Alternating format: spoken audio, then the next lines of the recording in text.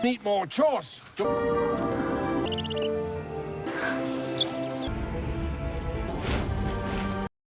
Welcome dear रॉकर्ड्स। आज हम साल 2015 में रिलीज हुई movie Brothers of the Wind देखने वाले हैं। मूवी की शुरुआत में डेंजर नाम के एक मिडिल एज आदमी को दिखाते हैं जो एक फॉरेस्ट ऑफिसर है। वो एल्प्स पर्वतों के जंगलों में काम करता है और वहाँ की वाइल्ड लाइफ की देखरेख भी करता है। डेंजर हमें एक साहसी चील और उसके दोस्त की कहानी सुनाता है। 1960s में इन जंगलों में चील की एक जोड़ी रहा करती थी। उनके अंडों में से 2 बच्चे निकलते हैं। डेंजर के अनुसार ये जोड़ी अपनी जाति की किंग और क्वीन थे, यानी इनके बच्चे सिंहासन के वारिस हैं। लेकिन इनमें से सिर्फ एक ही किंग बन सकता है। इस वजह से बचपन से ही दोनों बच्चे एक दूसरे को अपना विरोधी मानते हैं। इनका पिता बाकी सबसे ताकतवर है, जिसकी वजह से उसके कई दुश्मन भी हैं। इस स्थिति में वे अपने बच्चों को पाल रहे होते हैं। एक दिन अचानक उन पर एक दुश्मन हमला कर देता है और फिर दुश्मन से लड़ते लड़ते किंग नीचे गिर जाता है और जमीन से टकरा कर मर जाता है। इनकी माँ जानती है कि किंग ईगल वापस नहीं लौटेगा, इसीलिए वह अकेली बच्चों को पालने लगती है। पर्वत के दूसरे भाग में डेंजर मरे हुए किंग ईगल को देखता है और कुछ देर बाद उसकी मुलाकात कैलर नाम के एक शिकारी से भी होती है। कैलर और उसका बेटा लूकस पर्वत पर एक छोटे से घर में रहते हैं। बाप बेटे के बीच संबंध कुछ ठीक नहीं लगते। लूकस की माँ के मरने के बाद लूकस अपने पिता से बात करना ही बंद कर दिया था। लूकस अपनी माँ को बहुत मिस करता है, लेकिन कैलर ना तो उसकी फीलिंग्स को समझता है और ना ही उसको प्यार देने की कोशिश करता है। फिर लूकस अपने पुराने टूटे फूटे घर में जाता है जहाँ वो और उसके पेरेंट्स रहा करते थे। अब अपने पिता का प्यार न पाकर लूकस बहुत ही दुखी होता है और अपनी फैमिली की पुरानी फोटोज को देखकर बहुत याद करने लगता है अपनी माँ को। यहाँ किंग ईगल के जाने के बाद क्वीन बच्चों को बड़ा करती है, लेकिन जैसे जैसे बच्चे बड़े होते हैं सिंहासन पाने के लिए उनकी लड़ाइयाँ भी बढ़ने लगती है। जब उनकी माँ खाने की तलाश में उड़ जाती है तो उनकी लड़ाई फिर शुरू हो जाती है और ज्यादातर बार बड़ा भाई लड़ाई को जीतता है। कुछ हफ्तों बाद वे और भी बड़े हो जाते हैं। अब एक दिन लड़ाई में छोटा भाई कई 100 फीट की ऊंचाई से नीचे गिरकर बहुत घायल हो जाता है। इतना ही नहीं, वो कमजोर भी है और उसको ठीक से उड़ना भी नहीं आता। इसीलिए वो अपनी माँ का इंतजार करता है कि जब वो आएगी तो मुझको लेके जाएगी। और जब शाम को माँ लौटती है तो उसे छोटे का रोना सुनाई देता है, लेकिन वो उसकी मदद नहीं करती क्योंकि वो अकेली है और सिर्फ एक ही बच्चे की सुरक्षा कर सकती है। वो कमजोर छोटे की जगह बड़े को पालना चाहती है क्योंकि वो बलवान भी है। बेचारा छोटा चींटियों और जंगली लोमड़ी से रात भर लड़ता हुआ किसी तरह अगले दिन भी जिंदा बच जाता है। लेकिन एक बात साफ है कि ये ज्यादा दिन तक जिंदा नहीं रहने वाला। तब लूकस छोटे को देखता है और उससे अपने पुराने घर में लेके आता है। वो छोटे का बहुत ख्याल रखता है। एक तकिए को काटकर वो छोटे के लिए घोंसला भी बनाता है। फिर लूकस छोटे के घाव भरकर उसको ठीक करना चाहता है, लेकिन वो नहीं जानता कि एक चील को कैसे ठीक किया जा सकता है। फिर चील को ठंड से बचाने के लिए वो अपनी जैकेट उस पर डाल देता है और उसके लिए खाना लाने अपने घर चले जाता है। फिर वो अपने पिता के सोने का इंतजार करता है कि जब वो सोएंगे तो मैं थोड़ा खाना ले लूंगा। और जैसे ही वो सोते हैं तो वो सॉसेज चुराकर छोटे के पास चला जाता है। अब छोटे को सॉसेज खाते हुए देखकर वो बहुत ही खुश होता है कि चलो कुछ तो खा रहा है। और इस तरह एक ही दिन में दोनों बहुत ही अच्छे दोस्त बन जाते हैं। उन दोनों को मजे से खेलते हुए देखकर डेंजर तो बिल्कुल हैरान हो जाता है और छोटे को ट्रेन करने का फैसला करता है। अगले दिन लूकस जंगल से घास फूस इकट्ठा करके लाता है और अपने दोस्त के लिए एक अच्छा घोंसला बनाता है। वो छोटे के लिए कुछ कीड़े भी इकट्ठा करके लाता है, लेकिन वो कीड़े नहीं खाता। इतने में डेंजर वहां कर कहता है कि सॉसेज और कीड़े चीलों के लिए हेल्दी नहीं होते। फिर वो छोटे को बतख का लीवर देता है और वो खुशी खुशी उसको खाने लगता है। डेंजर लूकस को एडवाइस देता है कि तुम इसे अक्सर बाहर लेके जाओ क्योंकि सूरज की रोशनी पड़ने से इसके पंख और बड़े और ताकतवर हो जाएंगे। उस दिन लूकस अपने पिता के साथ काम कर रहा होता है। कैलर उसके साथ बात करने की कोशिश करता है, लेकिन लूकस एक शब्द भी नहीं बोलता। और फिर गुस्से में आकर कैलर लूकस से और ज्यादा काम करवाता है और उसको कहीं बाहर ही नहीं जाने देता। उसी रात एक लोमड़ी कैलर के फार्म में घुस जाती है और सारी मुर्गियों को मार डालती है।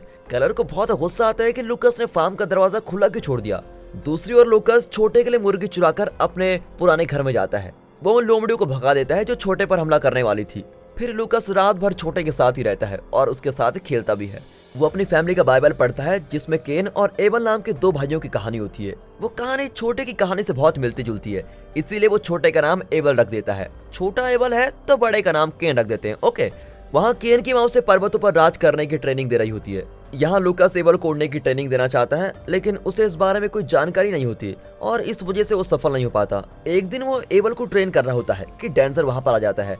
वो लूकस से कहता है कि तुम गर्मी के मौसम में मेरे साथ रहने आ जाओ, मैं तुम्हें सिखाऊंगा कि इस चील को कैसे ट्रेन करना चाहिए। फिर डेंजर कैलेट से भी बात करता है और लूकस को कुछ दिन अपने साथ रहने की परमिशन भी ले लेता है। डेंजर के कैबिन में एक पोर्ट्रेट होता है जिसमें एक लड़का और एक चील होते हैं। वे बिल्कुल लूकस और एबल की तरह ही दिखते हैं। अगले दिन लूकस एबल को फिशिंग करने की ट्रेनिंग भी देता है और खुद एक फिश पकड़कर उसके सामने रखता है, लेकिन एबल उसको पकड़ नहीं पाता और फिश फिसलकर पानी में गिर जाती है। कुछ दिन बाद एबल और उसके भाई केन के नए पंख निकल जाते हैं। एबल से पहले उसका भाई उड़ना सीख जाता है क्योंकि उसकी माँ उसको ट्रेन कर रही होती है।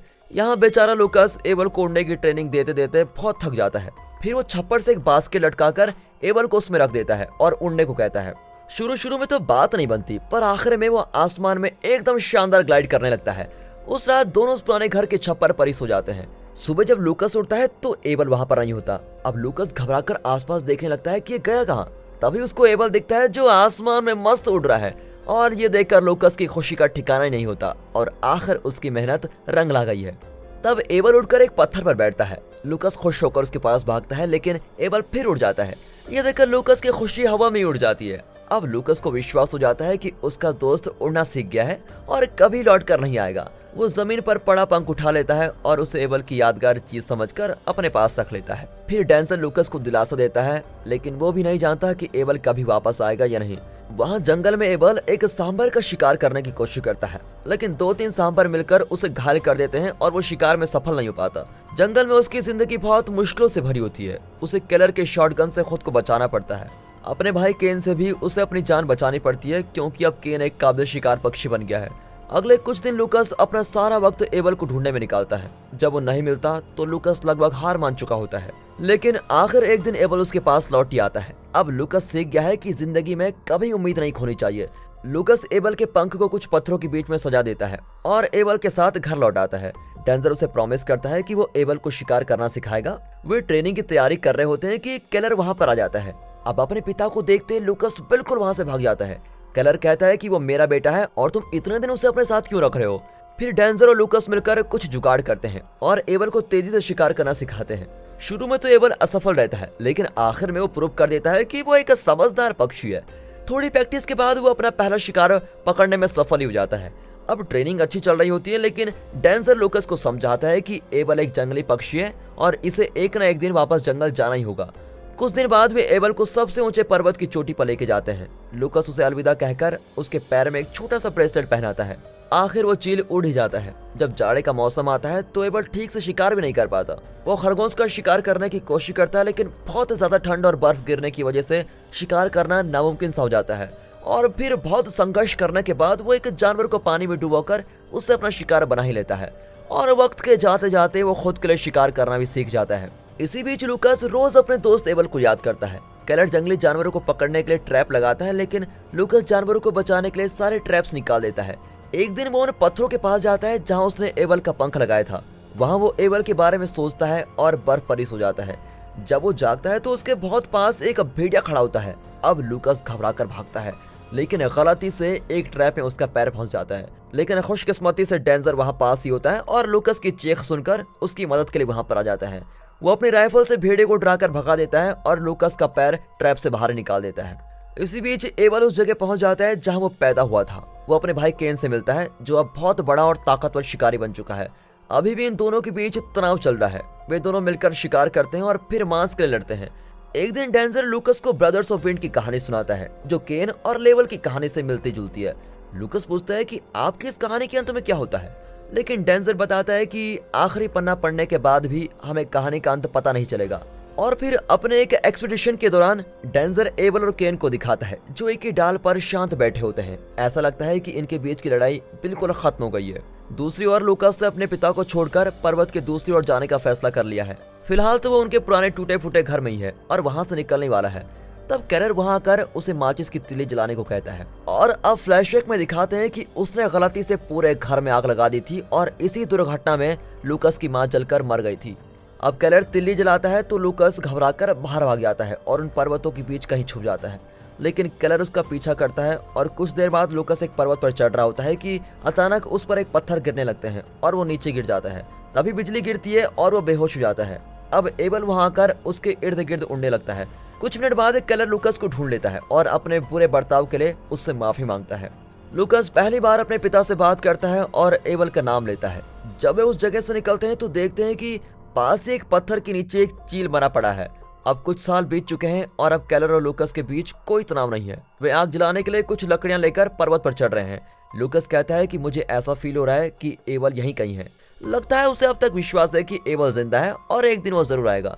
लेकिन केलर की ये राय नहीं है। वो बताता है कि पत्थरों के बीच जो चील मरा पड़ा था वो एबल ही था। वो लूकस को समझाता है कि तुम अपनी झूठी उम्मीदें छोड़ दो। तभी अचानक किसी चीज पर केलर का ध्यान जाता है। वो बोलना बंद करता है और लूकस से कहता है कि तुम अपना हाथ बढ़ाओ। लूकस कंफ्यूज होता है लेकिन फिर भी केलर की बात मानता है और आगे जो होता है उससे लूकस बिल्कुल हैरान और साथ ही बहुत खुश भी होता है। न जाने कहां से एबल उड़कर आ जाता है और लूकस के हाथ पर बैठता है। तब बताया जाता है कि जो चील पत्थरों के बीच मरा पड़ा था वो एबल का भाई केन था। लूकस का मन उमंग से भर जाता है लेकिन वो समझ गया कि अब एबल को हमेशा के लिए अलविदा कहने का वक्त आ गया है। वो एबल के पैर से ब्रेसलेट निकाल लेता है और एबल को बिल्कुल आजाद कर लेता है। कुछ ही पलों में एबल आसमान में बहुत ऊंचाई में उड़ने लगता है और आखिरी सीन में दिखाते हैं कि एबल और उसकी मादा चील अपने घोंसले में है और अपने बच्चे के बाहर निकलने का इंतजार कर रहे हैं। और दोस्तों इसी के साथ ये मूवी यहाँ पर खत्म होती है। दोस्तों अगर आपको ये मूवी अच्छी लगी हो, वीडियो अच्छी लगी हो, एक्सप्लेनेशन अच्छा लगा हो तो वीडियो को लाइक कर दें और चैनल को सब्सक्राइब करना बिल्कुल मत भूलेगा। बाकी मिलता है अगली वीडियो में, तब तक के लिए गुड बाय, अपना ख्याल रखिए and finally thanks for watching.